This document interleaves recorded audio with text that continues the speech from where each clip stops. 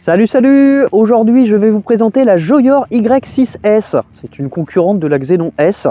Vous allez voir, c'est une petite citadine de 500 watts nominaux, 18 ampères-heure. Voilà, qui a l'air très bien sur le papier. Bon, on voit ça tout de suite, c'est parti.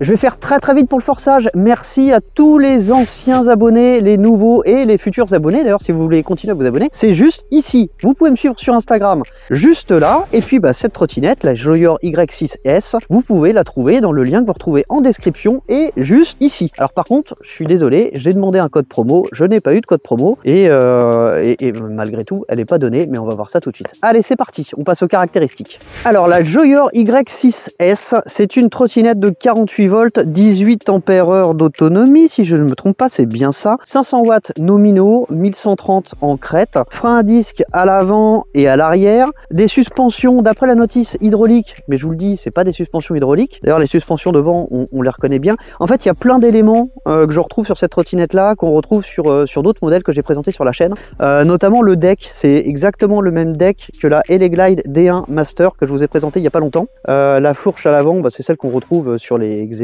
S. Et voilà, le lock, c'est aussi le même qu'on retrouve sur la Eleglide D1 Master. Et le guidon, c'est celui qu'on retrouve sur la Ilay X9S que je vous ai présenté assez récemment. Donc voilà, c'est typiquement l'exemple de trottinette qui est sourcée dans différentes usines à droite à gauche et puis assemblée. Et ceci dit, là on est sur un assemblage plutôt correct. Alors vous voyez, il y a un siège. Et voilà, c'est ce qui rend cette trottinette illégale, ce qui est totalement absurde. Donc, étant donné qu'M6 me considère comme un fou du guidon, je vais faire mon fou du guidon et je vais faire un test illégal, c'est-à-dire que je vais m'asseoir sur ce siège. Bon, on va finir avec les caractéristiques. Donc, elle supporte une charge de 120 kg, elle est fournie avec un chargeur de 48 volts 2 ampères qui permet une charge entre 8 et 10 heures. Alors, un seul port de charge à ce sujet. La trottinette pèse 24 kg et alors au niveau des dimensions, elle fait 120 cm de long, 57 cm de large et le guidon monte jusqu'à 119 cm par rapport au sol. Alors, elle a, au niveau des équipements, elle a pas mal de choses, hein. On va l'allumer. Donc un éclairage puissant à l'avant, un feu stop à la française, c'est-à-dire avec un changement d'intensité et pas un clignotement. En parlant des clignotants, il y en a dans le deck. Alors c'est vraiment pas ce qu'il y a de plus visible, mais bon, au moins ils sont là. Ils ne bipent pas comme sur les Xenon de Mobigum, donc on peut avoir tendance à l'oublier. Il y a un petit klaxon. Et puis des feux, un lock qui est pas mal du tout. Et puis voilà, garde-boue assez long qui à mon avis fait le taf. De toute façon la route est mouillée, donc là on va pouvoir s'en rendre compte assez rapidement. Écoutez, on va passer au test. Allez, c'est parti. On va commencer debout.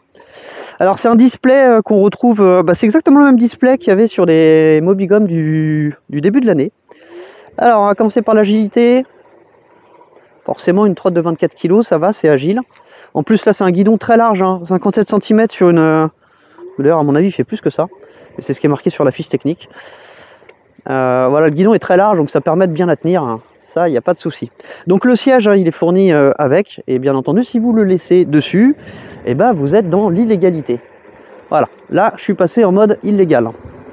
Bon, au niveau de la vitesse GPS, elle est donnée pour 50 km/h. De ce que j'ai vu, elle les atteint, enfin du moins sur le display. GPS, je sais pas.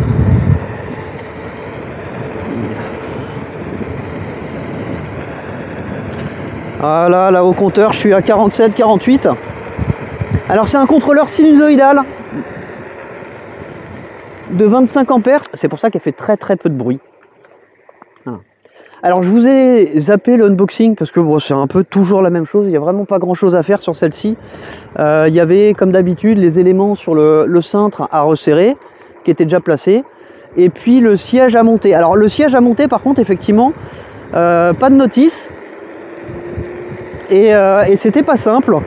Bon, j'ai fini par trouver. Alors oui, c'est un guidon pliant à vis, je vais vous montrer ça. Alors les suspensions sont confortables, hein. Franchement, ça c'est pas mal du tout. Alors comme je vous disais, elle concurrence vraiment la Xenon S. Mais alors à un prix qui me semble un petit peu déconnant, puisque cette trotte vous pouvez l'obtenir pour 899 €, sachant qu'en ce moment la Xenon S V3 est à 599 € pour exactement les mêmes performances.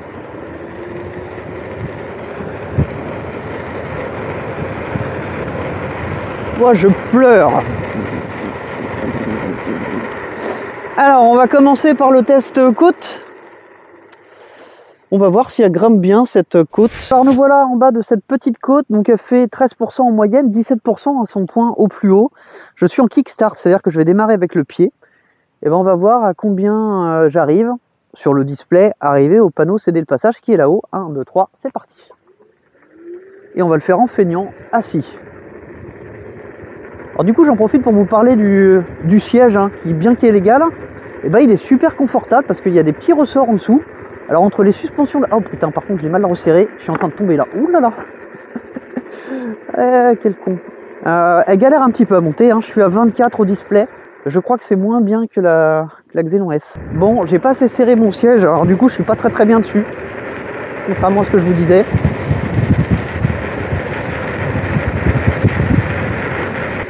Alors par contre ce qui est agréable c'est que ouais, elle est silencieuse, elle tient bien la route. Donc c'est des pneus de 10 par 2,5, bah exactement la même chose que vous retrouvez chez Mobilcom. Oh, on est quand même pas trop mal assis, hein, malgré que ce soit pas des masses serrées. Alors par contre oui, à l'avant les suspensions sont très dures. Autant à l'arrière ça va, autant à l'avant je m'en prends plein les bras alors que je vais pas spécialement vite.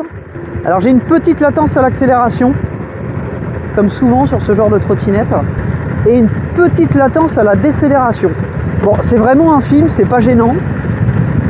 Ce qui l'est plus, c'est cette suspension avant qui est quand même très dure. Et en plus, la suspension avant claque, ça rappellera quelque chose. Bon, et puis alors encore un autre point négatif. Bon, en fait, j'en ai quand même pas mal des points négatifs. Le grip sur le deck, là, avec mes chaussures, il grippe rien du tout. Je glisse. C'est un grip rubber, j'aime bien les grips rubber, mais alors là, ça doit être mes chaussures. Alors au niveau de l'autonomie, avec une 18 ampères-heure, à fond, on peut compter à peu près 40 km. Et en éco, je pense qu'on peut aller jusqu'à 50-60 à peu près. Par contre, elle est étonnamment stable, hein, parce qu'à 50 km/h, la plupart des trottes avec ce châssis-là ont tendance à guidonner légèrement. Et là, je dois dire que non. Vous avez vu un peu comment l'eau est haute là en ce moment? Ah, il y a du débit là.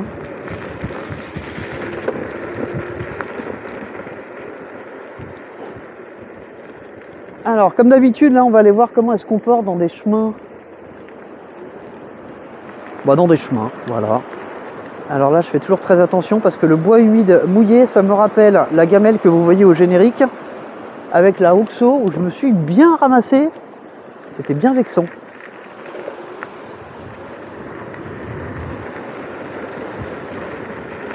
Ouais, bah, c'est bien ce que je disais. À l'arrière, c'est stable. À l'avant c'est stable aussi, mais c'est très rigide, hein, cette suspension. Ah oui, ça bouge. Hein. Par contre au niveau du freinage, malgré que ce soit des freins à câble sur des disques de 140, j'ai oublié de vous le préciser, bah, ça freine bien, hein. Sur les trottinettes légères ça suffit, hein. Ça suffit amplement.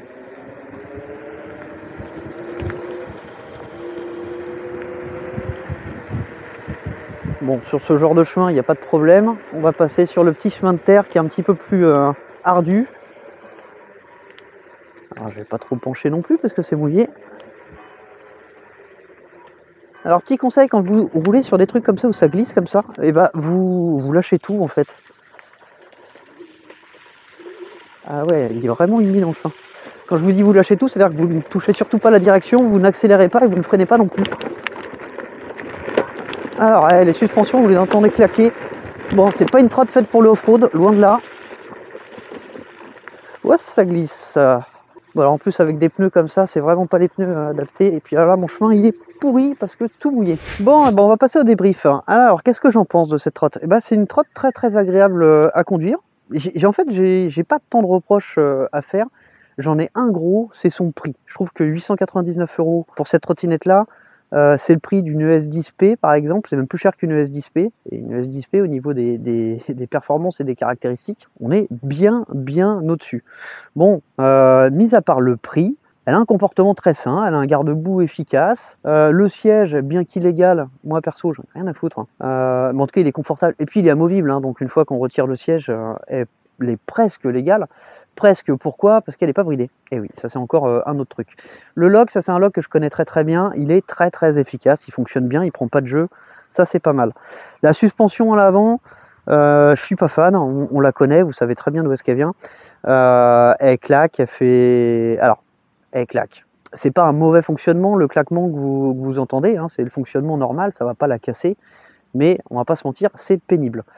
La potence est ajustable en hauteur, ça c'est bien. Guidon pliable avec un système à vis.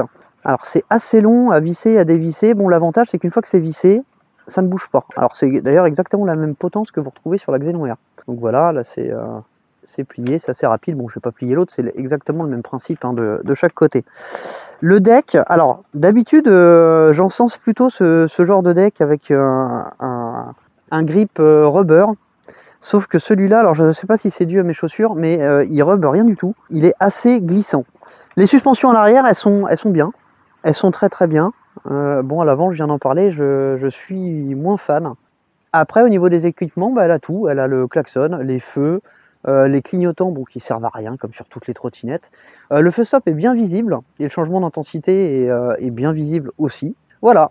Alors pour conclure, oui, c'est une bonne trotte, pas la meilleure, mais elle est plutôt bien finie, elle est pas mal. Ce que je lui reproche, c'est le prix, 899 €. Je pense qu'on peut, enfin je vous ai présenté bien mieux sur cette chaîne à ce prix-là. Malgré tout, elle n'est pas inintéressante. Elle vient concurrencer la Xenon S. Bon, face à la Xenon S, elle a peu d'arguments puisque à peu près tout ce qu'elle a est disponible sur la Xenon S pour 200 € de moins, 300 € de moins même. Donc voilà. Pour le même budget, vous pouvez avoir une Laothi ES10 ou ES10P. Ça, c'est bien mieux. Maintenant, si c'est vraiment ce form factor qui vous intéresse et cette capacité poids-puissance, c'est-à-dire 18 ampères-heure pour 24 kg, orientez-vous plutôt sur la Xenon S V3. Donc voilà, une fois n'est pas coutume, c'est une trotte que je ne vais pas spécialement vous conseiller pour toutes les raisons que je vous ai énumérées, malgré que ce soit une bonne trotte. Je vous dis à très bientôt pour une prochaine vidéo. Salut